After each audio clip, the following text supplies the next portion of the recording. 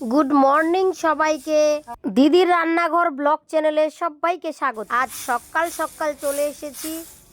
সকালবেলা গরু বের করে গোয়াল পরিষ্কার করে আমরা গ্রামে যেটা করি সেটা হচ্ছে গোবরের মুইঠা তৈরি করি, না বেশি বেশি করে তৈরি করে সারা বছরের জন্য রেখে দিই। তারপর হচ্ছে সারা বছর মাটির উনুনে রান্না করি। তো গরুর গোবর হচ্ছে মুইঠা বা ঘুঁটে তৈরি করে পরে আমরা ঘর বারান্দা ঝাড় দিয়েই, উঠোন ঝাড় দিয়েই, থালা বাসন মেজে মাটির উনুনে রান্না শুরু করি। এইভাবেই সব রকমের ভিটামিন, পুষ্টিগুণ। আধুনিক যুগে আমরা যা খাচ্ছি তাই কিন্তু ভেজাল। শুধুমাত্র আমরা যারা গ্রামে তারা কিন্তু খাঁটি দুধটা পেয়ে যায়। আর গরু এতই উপকারী প্রাণী, শুধু দুধ না, গরুর যে গোবরও কিন্তু ভীষণ উপকারী। এই যে আমরা এখন সারা বছরের জন্য মুইঠা তৈরি করে রেখে দেব। তাছাড়াও গরুর গোবর কিন্তু আমরা মাঠে জমিতে সার হিসেবে ব্যবহার করি, জৈব সার হিসেবে। খুব ভালো ফসল উৎপাদন হয় এই গোবর সার ব্যবহারের ফলে। দিছে এটা বান্ধবীর গোয়াল ঘর। ওই যে দেখো, গোয়াল ঘরে মশারি খাটায় দিল যেন মশা টশা না আসে। গরুর জন্য দেখো খড় রাখা হয়েছে স্টকে। দেখো ঘরের মতন ছাউনি দিয়ে খড় রাখা হয়েছে। এইভাবে রাখলে খড়গুলো আর নষ্ট হয়ে যাবে না জল পড়লেও। পাতলা এইটা দিয়ে মুছে দিব আমাদের ক্ষেতের।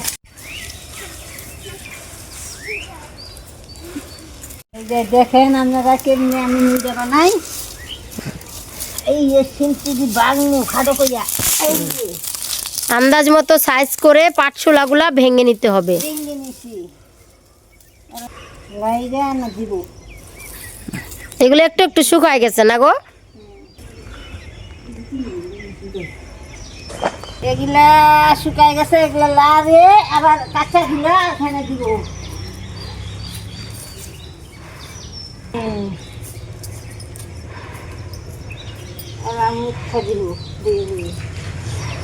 এগুলো হালাই নেবো, এই হোলাটা থুইটা গাইতে দিব বাইসা। এই যে দেখেন কেমনি দিই, দুই হাতে যাইতে যাইতে দুই হাতে যাইতে যাইতে মুজে দিই।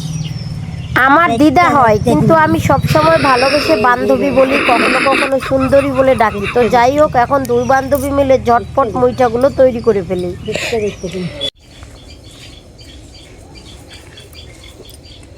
মাটির উনুনে রান্না করা খাবারের স্বাদের কোনো তুলনাই নেই। তোমরা অবশ্যই কিন্তু এই মুইঠা বানানোটা দেখে নিয়ে যাদের বাড়িতে গরু আছে অবশ্যই বানাতে পারো।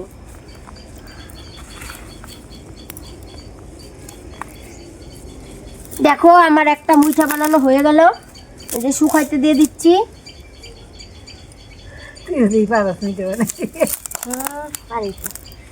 আবার এই যে পাটশোলা ছাড়া তোমরা চাইলে এইভাবে অল্প অল্প গোবর নিয়ে হাতে এইভাবে একটু চেপে দিলেই হয়ে যাবে। এই যে দেখো আমার একটা ঘুটে হয়ে গেল।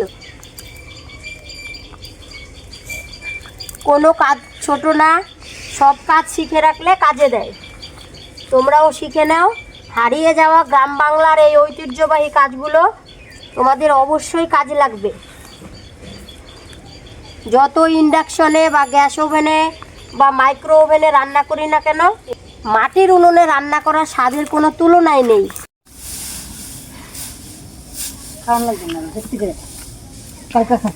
দেখেন আপনারা কেমনি দিই মুজা দেখেন দেখতে দেখতে। এক হাতে বানাইতে পারবেন, এই যে এইভাবে এক হাতে বানাইবেন।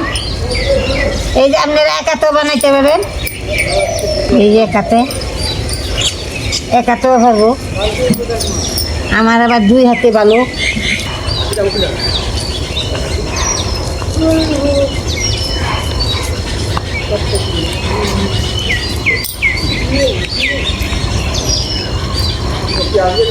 উঠতেছে মিটে দেওয়া গিলা। কত তাড়াতাড়ি দেখো পিঠা বানানো হয়ে গেল। বান্ধবীর জমির আলু, এক একটা আলু এত বড় বড় হয়েছে যে দুইটা আলুতেই কিন্তু 500 গ্রাম 600 গ্রাম ওজন হচ্ছে। পিঠাগুলো তৈরি করেছিল সেগুলো শুকিয়ে গেছে, এই জন্য এগুলো গুছিয়ে এখন ঘরে রেখে দিবে। এগুলা শুকাই গেছে, এগুলা লাড়ে আবার কাঁচা গুলা এখানে দিব।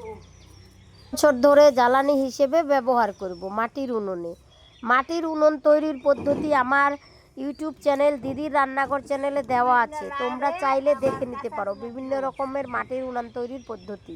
মুইঠা দেওয়া শেষ, এখন কিন্তু গরুর জায়গা সহ সম্পূর্ণ উঠান বাড়িঘর ঝাড় দেওয়ার পালা। তো তোমরা যদি ইউটিউব থেকে দেখে থাকো তাহলে চ্যানেলটাকে সাবস্ক্রাইব করে পাশে থেকো ভালো লাগলে, আর যদি ফেসবুক থেকে দেখো তাহলে অবশ্যই ফলো করে দিও। ফেসবুকেও একটা পেজ আছে দিদি রান্নাঘর নামে, আবার চানমণি দাস মৃধা নামে ফেসবুকে একটা প্রোফাইলও আছে। গোয়াল ঘরে মশারি খাটাই দিল যেন মশা টশা না আসে। গরুর জন্য দেখো খড় রাখা হয়েছে স্টকে, দেখো ঘরের মতন ছাউনি দিয়ে খড় রাখা হয়েছে। এইভাবে রাখলে খড়গুলো আর নষ্ট হয়ে যাবে না জল পড়লেও। গাছে দেখো কত সিম হয়েছে। ওই যে দেখো ওই পুকুর পাড়ে মিষ্টি কুমড়া গাছ লাগানো আছে।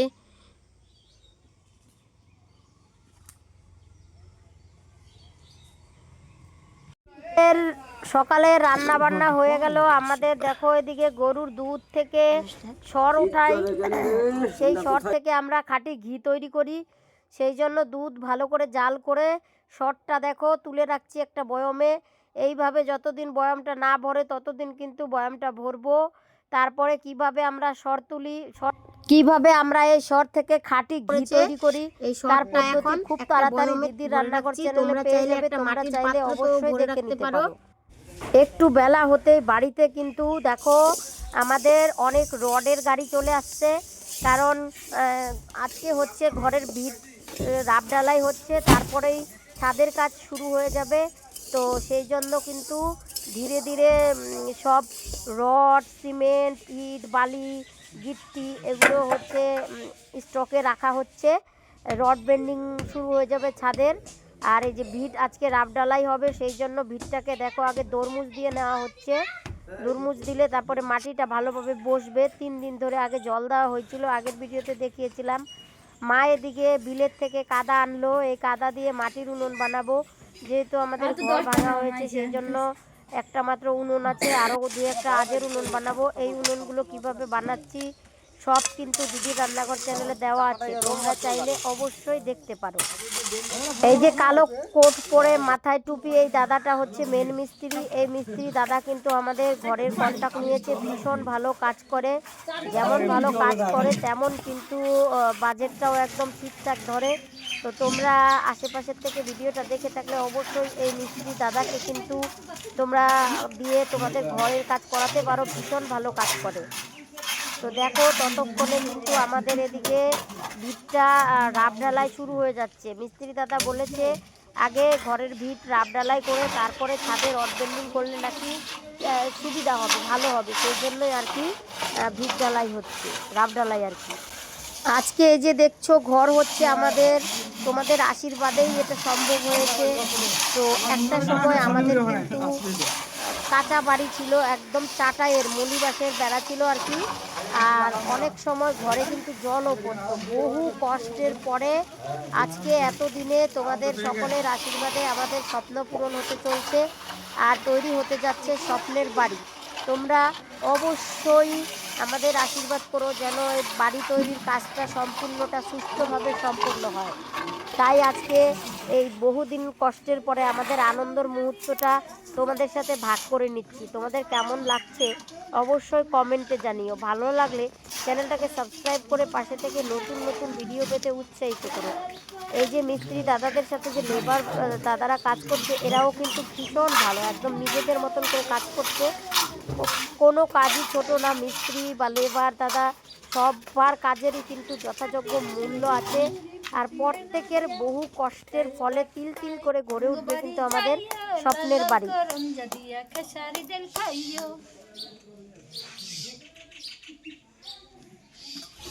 মা এদিকে আমার রান্না শুরু করে দিয়েছে। হ্যাঁ, নাতির সাথে হচ্ছে গান করছে, এটা আমার ভাস্তি।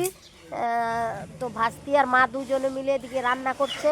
আর আনন্দ করে গান করছে।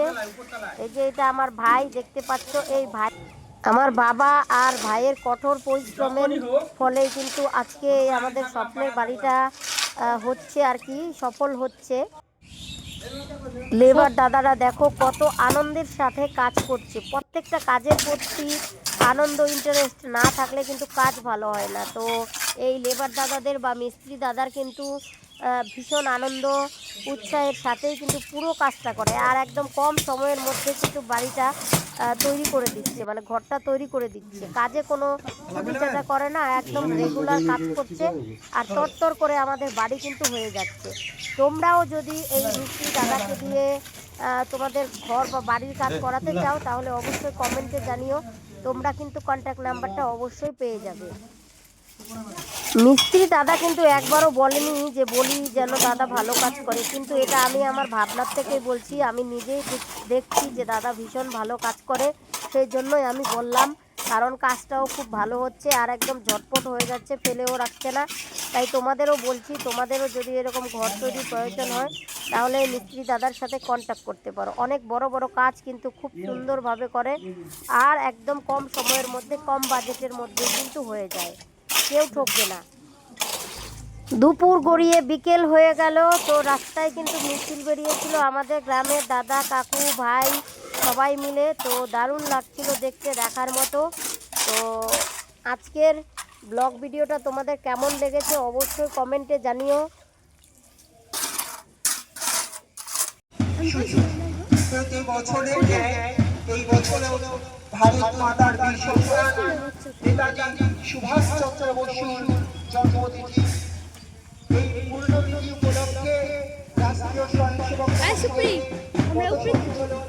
আপনাদের বাড়ির এগিয়ে চলেছে।